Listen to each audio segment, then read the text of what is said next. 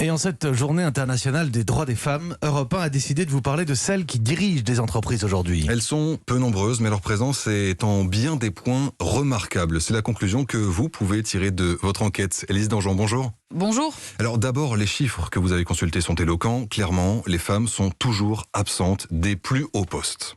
Oui, prenez les 120 plus grandes entreprises françaises cotées en bourse. Elles ne sont que 3 à avoir à leur tête une et non un PDG. Pourtant, les entreprises dirigées par des femmes sont bien plus compétitives que celles des hommes. C'est le constat que dresse depuis 10 ans la société d'investissement Women Equity Partners. Selon sa dernière étude, sur plus de 40 000 entreprises de taille moyenne, celles dirigées par les femmes sont plus rentables de 32%.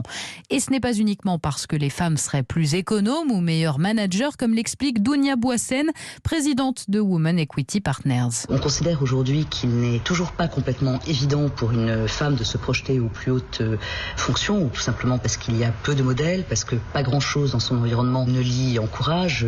Donc il y a un double phénomène qui est tout à la fois un phénomène de plus grande minorité, on va dire, des femmes à la tête des entreprises, qui fait que celles qui se projettent et qui parviennent ont des profils plus particulièrement dotés, et qu'en plus la contrainte joue finalement favorablement de ce point de vue-là, c'est-à-dire que face à un environnement adverse, eh bien vous avez des individus qui se projettent de façon structurée et déconstruisent un petit peu les règles du jeu pour pouvoir se faire une place, et ça crée des chefs d'entreprise qui sont remarquables.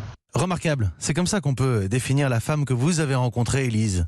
Absolument, il s'agit d'Aurélie Godillère, cofondatrice de Enerlis, une entreprise de services en efficacité énergétique. À 42 ans, elle gère 150 salariés et une entreprise qui, en 6 ans d'existence, a atteint un chiffre d'affaires de plus de 80 millions d'euros, ce qui ne l'empêche pas d'avoir encore besoin de réaffirmer sa légitimité. Parfois, il faut peut-être que vous montriez un peu plus de caractère, ou vous montriez pourquoi c'est vous la présidente. Alors là, Élise, on a entendu la patronne, mais les salariés, ils en pensent quoi ?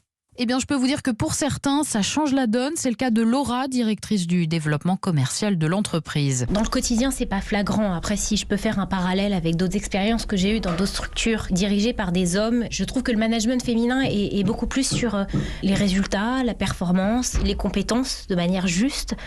Et c'est facile. Et ça peut même devenir un critère d'attractivité, selon Johanna, DRH d'Enerlis. Je fais beaucoup d'entretiens de recrutement et quand je demande aux candidates pourquoi elles nous rejoindraient, il y a de plus en plus de candidates qui sont sensibles au fait que l'entreprise est dirigée par une femme. Et Élise, on dresse le même constat pour les startups. Et oui, selon un récent rapport du Boston Consulting Group, les startups fondées ou cofondées par des femmes rapportent, tenez-vous bien, 2,5 fois plus que celles fondées par les hommes. Et pourtant, l'an dernier, plus de 90% des fonds levés étaient destinés à des équipes 100% masculines. Merci Élise Dangean pour ce dossier complet sur la situation des rares femmes dirigeantes d'entreprises en France.